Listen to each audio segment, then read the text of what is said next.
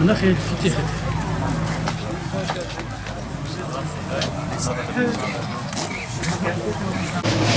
إذا درباش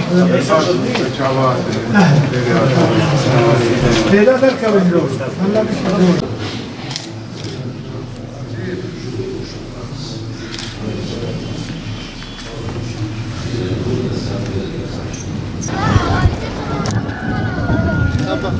خلني هذا واقف هذا ورق ما بقوش يجلسون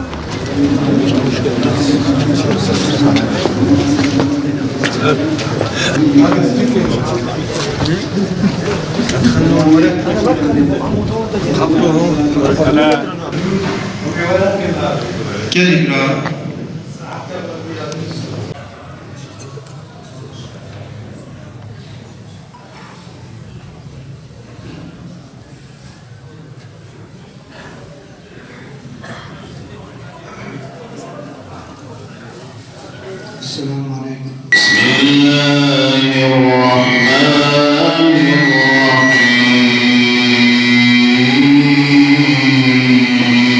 الرحيم لقد صدق الله رسوله الرؤيا بالحق لتدخلن المسجد الحرام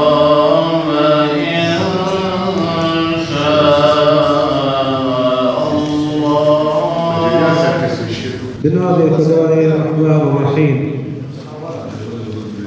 بجمع حمد و ثنای قلب و جانم دل بوی خانم بکول و مکان وی به انسان دای زانین با کرم کندل و هم حکمت و علم و کلم اول و هم آخر رب علیم هم علیم و هم حریم و هم رحیم مالك أفلاك وأزمر بحر بار رازقي جملة هينا روح دبار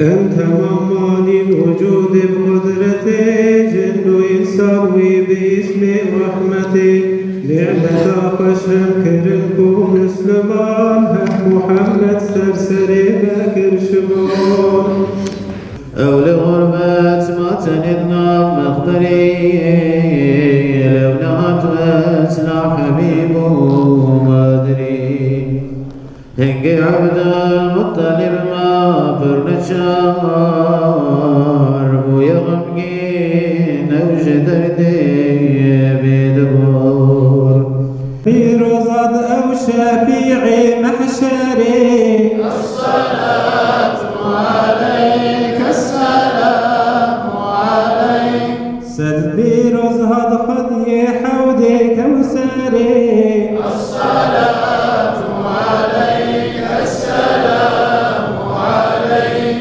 Yerleşim yerlerinin de Yüce Allah'a en sevimli olanı camilerdir, mescitlerdir. Allah Kur'an-ı Kerim'de şöyle buyuruyor. İnnemâ ya'muru mesâcidallâhi men âmene billâhi vel yevmil âhiri ve akâmes salâte ve âtez zekâte ve lem yakhşe illallah فَعَسَى أُولَٰئِكَ اَنْ يَكُونُوا مِنَ الْمُهْتَدِينَ Allah'ın camilerini, Allah'ın mescitlerini ancak Allah'a ve ahiret gününe iman eden, namazı dosdoğru kılan, zekatı veren ve Allah'tan başka kimseden korkmayanlar inşa eder. Yüce Rabbim böyle güzel bir camiyi inşa etmeyi nasip ettiği gibi İçinde de ibadet etmeyi nasip etsin inşallah. Ben bugün şunu özellikle belirtmek istiyorum ki camiler ve medreseler İslam medeniyetinin merkezidir. Merkezinde olmaları lazım. Elhamdülillah bölgemiz özellikle bu konuda ileridedir ve bunun biraz önemine vardır. Bugün Rabbim hayırlarını dergâh hizmetinden kabul etsin. Bu cami ve medresenin inşasında proje ve planın sunulmasından bitimine kadar emeği geçen herkese olarak Rahim'den niyaz ediyorum.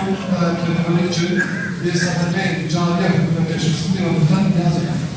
Cennet köşkleri verilmek suretiyle bu hayrını, hasenatını kabul eyle ya Rabbi.